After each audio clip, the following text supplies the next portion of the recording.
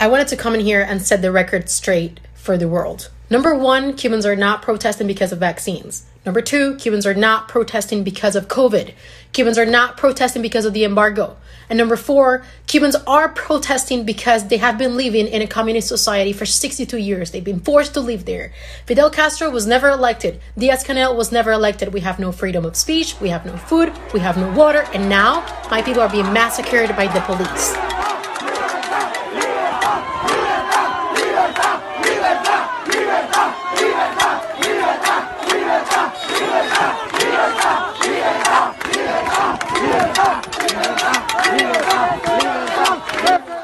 I don't know how many protests, solidarity movements, refugees, human rights alerts, economic collapses, and purges are going to get this message through everyone's heads. Communism is a terrible system of governance. In fact, at this point, we should be consistent. Any government that does not guarantee as to the very justification for its existence, individual rights, open markets, and accountable governance, is worth challenging. I'm of course referring to the ongoing protest in Cuba, to which those on the far left will shamefully attribute to the US embargo on the communist regime. Others may simply beat around the bush and try to attribute the reasons for the protest to current events. Although all these may contribute to the discontent fueling the Cuban protests, just like every single communist regime, the ultimate reason why things are going poorly is that people live under a crushing regime of incompetence and oppression. Real communism has never been tried before, but it certainly has been attempted in all sorts of flavors, and every single one of them sucked. For some reason, their leaders can't bring themselves to care about the rights of individuals. Perhaps it undermines their overall collectivist views? Perhaps individual dignity would lead down the slippery slope to capitalism? Perhaps individual rights and preferences are a bourgeois construct? That's certainly what Che Guevara, the leader of Cuba's communist revolution, and Fidel Castro, communist Cuba's first leader, thought. In fact, Human Progress points out, both Guevara and Castro considered homosexuality a bourgeois decadence. In an interview in 1965, Castro explained that a deviation of that nature clashes with the concept we have of what a militant communist should be. Although the American left somehow rationalizes the deification of men like Che Guevara, they seem to conveniently forget that much like all power-hungry dictators with no regard for human life, he was blatantly a racist, a bigot, and a mass murderer. Human Progress notes, according to Álvaro Vargas Llosa, homosexuals, Jehovah's Witnesses, Afro-Cuban priests, and others who were believed to have committed a crime against revolutionary morals were forced to work in these camps to correct their antisocial behavior. Many of them died, others were tortured or raped. Even today, the Cuban government and every single communist country are incredibly repressive. In fact, in reaction to the protests that some may keep telling themselves aren't against the communist government, they just shut off the internet. You don't do that when people are protesting the actions of a foreign government, such as a US embargo. You do that when the protesters are against the domestic government. To highlight some of the many atrocities committed by communist regimes, let's start with China. It's been a little bit more than a month since the anniversary of China's Tiananmen Square massacre, and tens of millions died in Mao's Great Leap Forward as well as the Cultural Revolution, a failure of communist economic and political reform, respectively. North Korea is such a repressive and poor country, it's hard to even know where to begin. And there are entire books about how life in the Soviet Union was terrible. In Cambodia, under the communist Khmer Rouge, not only did they manage to kill off as much as a quarter of the population, but the mass murder, starvation, and torture got so out of hand, communist Vietnam had to intervene with military force. Vietnam is probably one of the more well-behaved communist nations. However, they still have a repressive one-party state, and much like China, their current economic success is directly attributed to market reforms. In other words, becoming less communist and more capitalist. It's simply puzzling that in all these regimes that purport to represent the proletariat, they end up doing more to impoverish and oppress the working class than even the most sadistic capitalist. In hindsight, it really isn't that difficult of a question. As mentioned before, any government that does not protect individual rights, open markets, and constraints on power is not only a recipe for disaster, but a moral tragedy.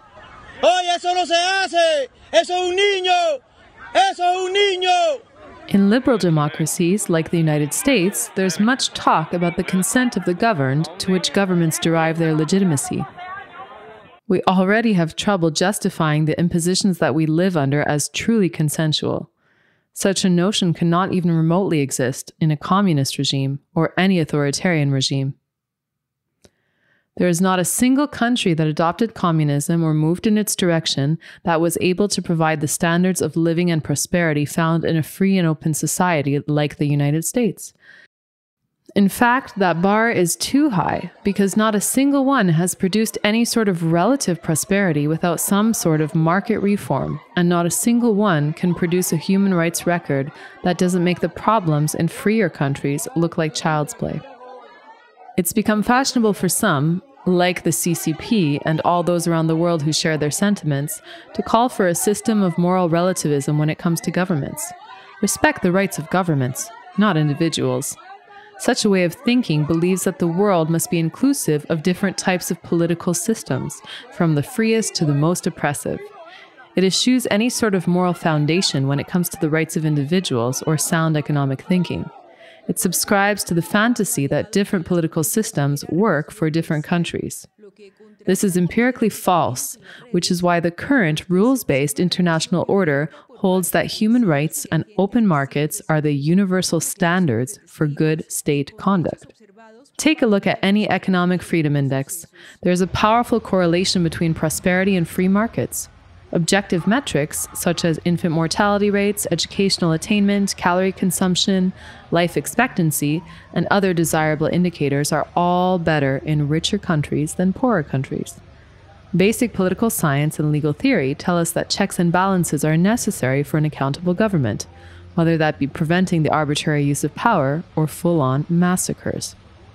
Think about it. Qualified immunity, a doctrine granting protections for police in the United States against being sued for infringing on a private citizen's rights, already causes enough problems here.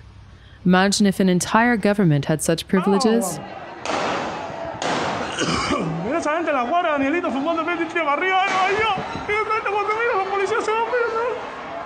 A restrained and gridlocked government is far preferable to an unrestrained and power-drunk one.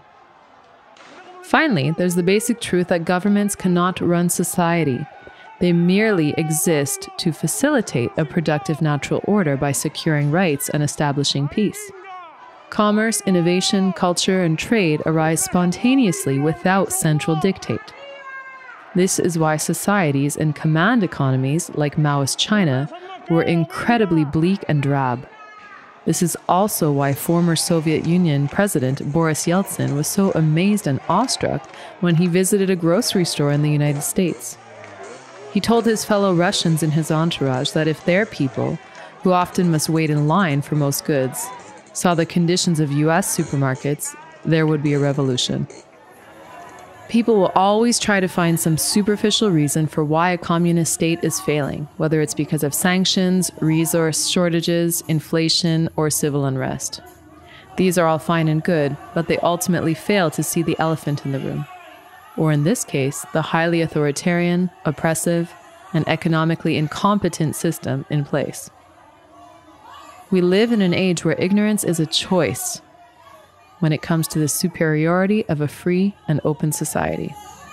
The quicker we stop averting our eyes and look at the facts, the quicker we can move towards a world where every individual, regardless of their geographical and political fortune, can live free and prosper. Cubans have been in the street now for 3 days asking for freedom, and this is really important to say because the Cuban government is making fake news. So it's really important to say my Cubans start a protest in a really pacific way, asking for freedom.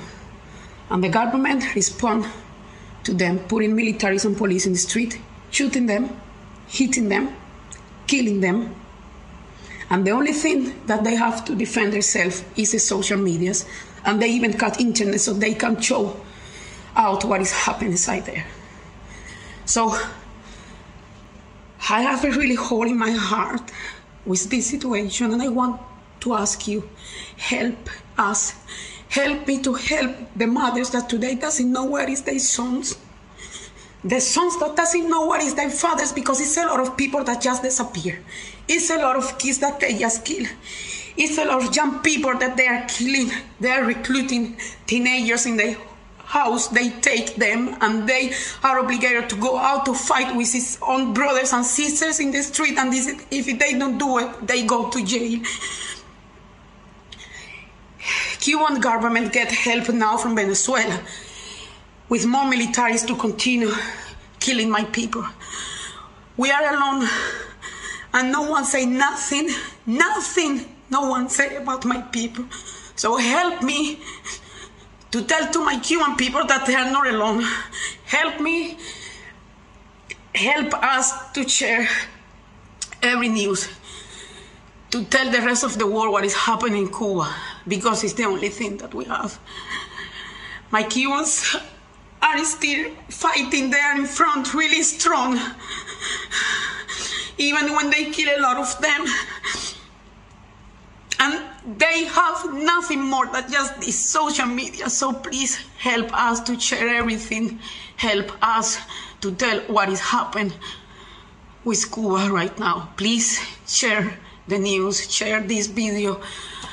Please, this is really important, please. It's like no one's care. And this is not about politics. This is about humanity.